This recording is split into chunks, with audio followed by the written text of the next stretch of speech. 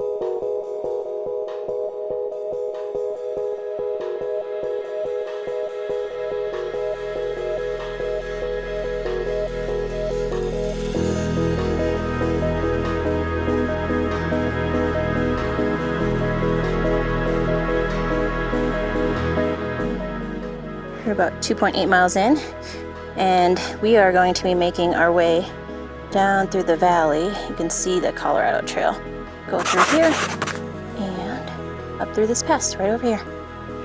So the first couple miles of this hike so far have been pretty good. It's very well graded. You'll go up some steeper switchbacks at first, but then you'll come across this valley, which is really nice. And you can potentially camp there too. So I would say if you want to climb in about 2.4, I think, on my GPS. There was some smaller ponds and creeks that you could camp at, and relatively flat campsites. Wouldn't be good for hammock camping, but if you wanted to get away from the road and hike a couple more miles into this segment, there should be enough camping for you in this valley. Anyways, we're gonna continue on through this valley up to the first pass. What's your story? What's your plan? Where you going to? Where do you stand? In this moment, take a chance.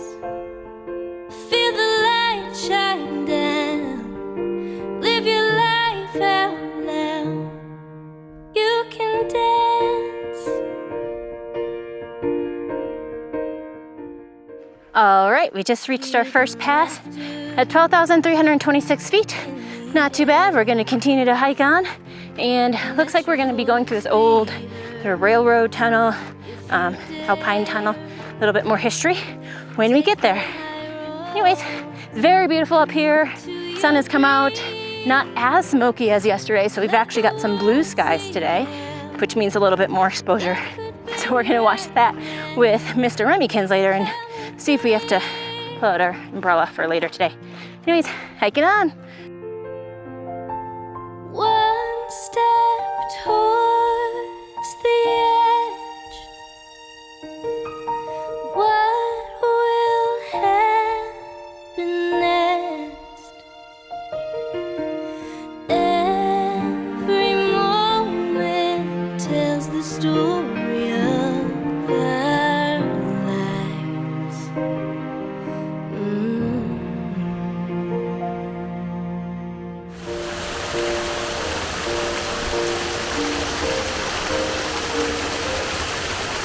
What what would happen if we tried. Could we spread our wings and learn to fly? And together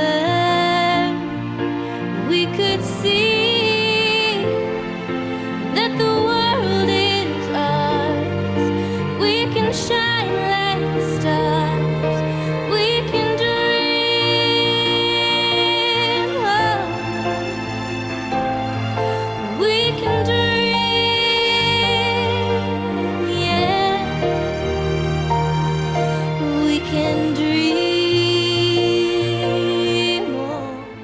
So apparently when there's the sign that says off the railroad to turn up to the CDT and the CT, and someone wrote old route to the left, that is actually the old route.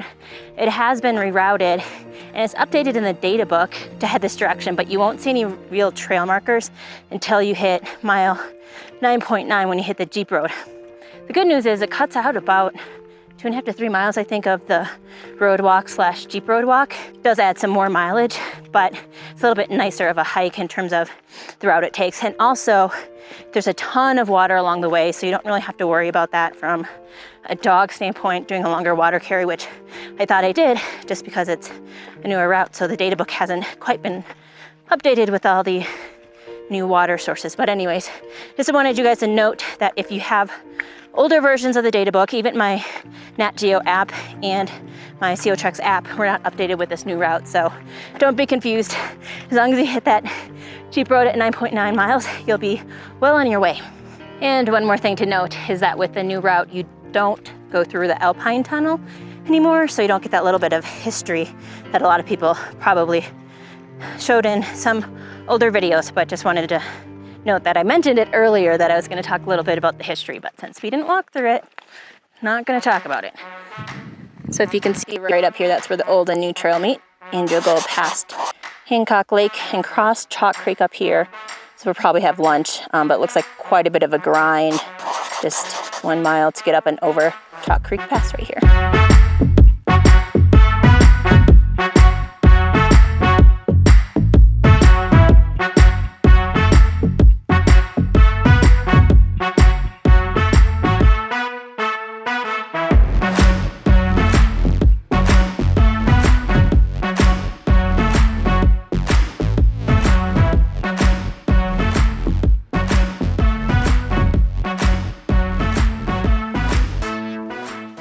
All right, we are at Chalk Creek Pass, 12,105 feet. The climb here is not too bad. It's pretty rocky though, so just make sure you watch your footing and get a good pole plant when you're climbing up that pass. Anyways, continuing on, we only have about 4.9 miles, I think, or 4-ish miles till we get to the end of the segment.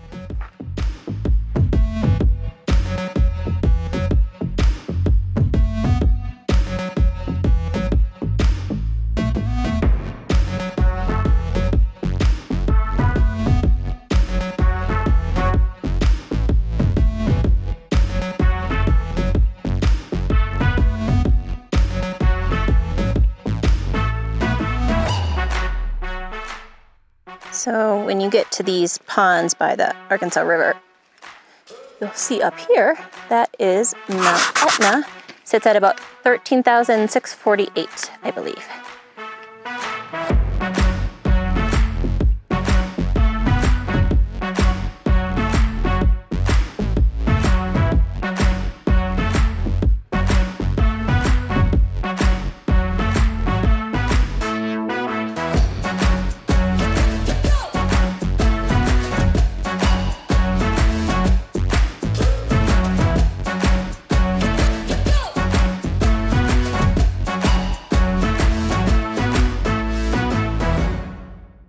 So, a little confused with the reroutes, but I think I made it to the end of the segment. There really isn't anything here, maybe in a little bit, but my watch said we went 17.2 miles, and it's supposed to be 16.9 total.